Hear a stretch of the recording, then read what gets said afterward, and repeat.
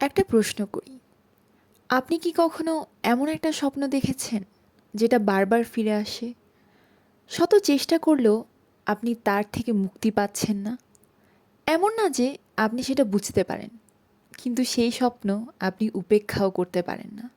এই গল্পটা এমনই এক স্বপ্নের, যেটা এক রাখাল ছেলেকে নিজের চেনা জীবন ছেড়ে অজানার পথে হাঁটতে বাধ্য করেছিল এবং পরবর্তীতে তাকে এই স্বপ্নই সবচেয়ে ধনী হতে সাহায্য করেছিল।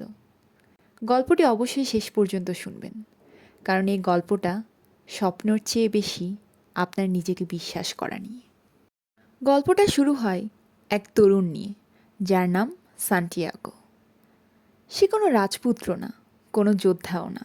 সে ছিল সাধারণ একজন রাখাল। তার জীবন ছিল সহজ, ভেড়া, আকাশ, রাস্তা। কিন্তু তার ভেতরে ছিল এক অদ্ভুত অস্থিরতা, কারণ সে একই স্বপ্ন বারবার দেখছিল, একটা গুপ্তধন মিশরের পিরামিডের কাছে। কিন্তু সে ঠিক বুঝে উঠতে পারছিল না তার কি করার কথা। একদিন সে এক বৃদ্ধের সাথে দেখা করে। বৃদ্ধ তাকে বলে, প্রত্যেক মানুষের জীবনেই এমন কিছু স্বপ্ন থাকে, যে স্বপ্নটা সে জন্ম থেকেই বয়ে বেড়ায়। কিন্তু সমস্যা একটাই, বেশিরভাগ মানুষ ভয় পেয়ে সে স্বপ্নটা ভুলে যায়। কিন্তু আমাদের গল্পের সান্টিয়াগো ছিল খুবই সাহসী। সে সিদ্ধান্ত নেয় সে চেষ্টা করবে। যাত্রাপথটা কিন্তু সহজ ছিল না। প্রথমে যে শহরে পৌঁছায়, সে শহরে সম্পূর্ণ নতুন ভাষা, নতুন লোকজন। কেউ তাকে বিশ্বাস করে না। সেও বুঝে উঠতে পারে না ঠিক কাকে বিশ্বাস করবে। একদিন এক ব্যবসায়ীর সঙ্গে সে প্রতারণার শিকার হয়, সব টাকা হারিয়ে ফেলে। অচেনা শহরে তাকে রাত কাটাতে হয় খোলা আকাশের নিচে। মনের মধ্যে প্রশ্ন জাগে, আমি কি ঠিক করলাম? আসলে কি এই স্বপ্নের পেছনে আসা উচিত ছিল?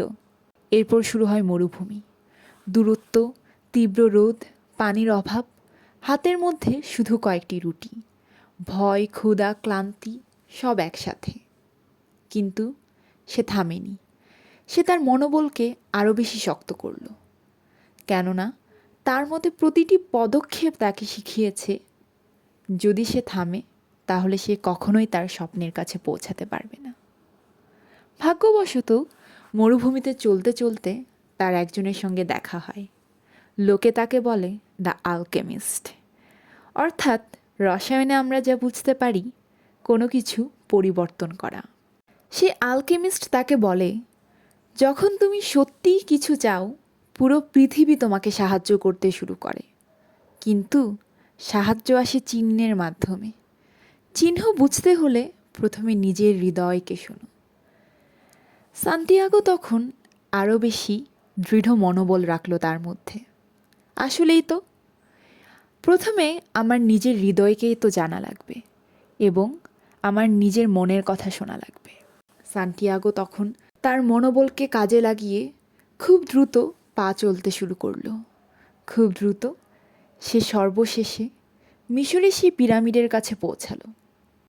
কিন্তু জীবন তো আসলে সবসময় সহজ নয়। সেখানে পৌঁছে তার জন্য এক চমক অপেক্ষা করছিল।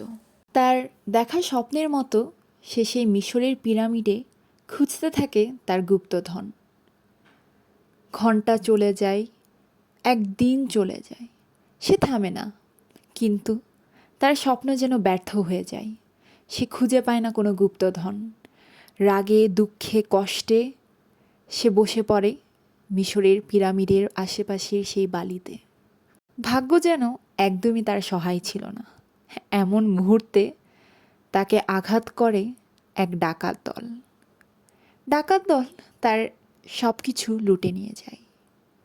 যাওয়ার সময় তারা সান্টিয়াগোকে জিজ্ঞেস করে, হে তরুণ, এই বালি, এই পিরামিড, এখানে তুমি কেন এসেছিলে? সান্টিয়াগো বলে, সবই ভাগ্যের পরিহাস। আমি একটি স্বপ্ন দেখেছিলাম, মিশরের পিরামিডে গুপ্তধন রয়েছে এবং তারই উদ্দেশ্যে আমার এখানে আসা। ডাকাত দল হেসে ওঠে। তাদের মধ্যে একজন বলে ওঠে, তুমি তো খুবই পাগল। আমিও স্বপ্ন দেখেছিলাম, স্পেনের কোনো এক গাছের নিচে গুপ্তধন রয়েছে। ডাকাতটা ওই পরিবেশের কথা আরও বর্ণনা করে। সান্টিয়াগো তখন সম্পূর্ণ অবাক, কেননা ডাকাতটি যে জায়গার কথা বলছে তা তো সান্টিয়াগোরই জন্মস্থান। সান্টিয়াগো প্রথমে পুরো অবাক হয়ে দাঁড়িয়ে থাকে। ডাকাতের কথাগুলো বারবার তার মনের মধ্যে ঘুরে বেড়ায়। তার নিজের স্বপ্ন তাকে পিরামিড পর্যন্ত এনেছিল, কিন্তু আসল গুপ্তধন যে তারই জন্মস্থান, তারই শৈশবের গ্রামের কাছে, এই সত্য তাকে ধাক্কা দেয়। সে বুঝতে পারে আসলে তার পুরো যাত্রা, সব ঝুঁকি, সব ক্লান্তি, সবই তাকে প্রস্তুত করেছে। যদি সে ভয় পেয়ে সেদিন থেমে যেত, যদি সে যাত্রা শুরু না করত, আপনারাই ভেবে দেখুন, সে কি কখনো নিজের জন্মভূমির নিচে থাকা সেই গুপ্তধনের কথা জানতে পারত? না। পরের দিন সান্টিয়াগো ফিরে আসে তার গ্রামের উদ্দেশ্যে। সে সেই গাছের নিচে পৌঁছে যেখানে ডাকাত বলছিল, আর সেখানে বালির নিচে সে খুঁজে পায় সোনার বাক্স, যেটি তার স্বপ্নের অবশেষ, ঠিক যেমন তার হৃদয় বারবার তাকে দেখিয়েছিল। আসলে সবচেয়ে বড় গুপ্তধন ছিল নিজেকে বিশ্বাস করার সাহস, নিজের স্বপ্ন অনুসরণ করার সাহস। ঝড়, ক্ষুধা, চোর, একাকিত্ব সবই তাকে শিখিয়েছে জীবনের প্রকৃত সম্পদ আসলে কখনোই শুধু সোনা বা ধন সম্পদ নয়। সান্টিয়াগো এখন সবচেয়ে ধনী ব্যক্তি। সেই রাখাল থেকে সে নিজের স্বপ্ন অনুসরণ করার জন্য হয়ে গেল সবচেয়ে ধনী ব্যক্তি। মাঝে মাঝেই সে বসে একে একে সব স্মৃতি মনে করে, সব বাধা, সব বিপদ, সব দুঃখ, আর হঠাৎ সে হেসে ওঠে।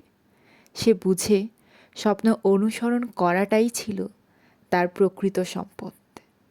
শেষে সে উঠে দাঁড়ায়, তার হৃদয় শান্ত, মনে শক্তি।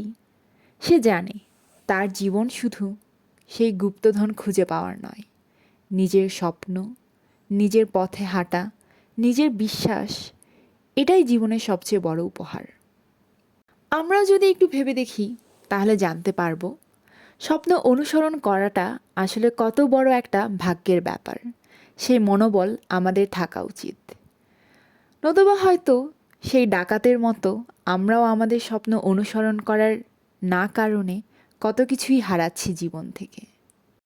অবশেষে একটি কথাই বলবো, স্বপ্ন অনুসরণ করুন, ভয়কে আলিঙ্গন করুন, আর সাহসিকতার সঙ্গে এই জীবনে চলুন।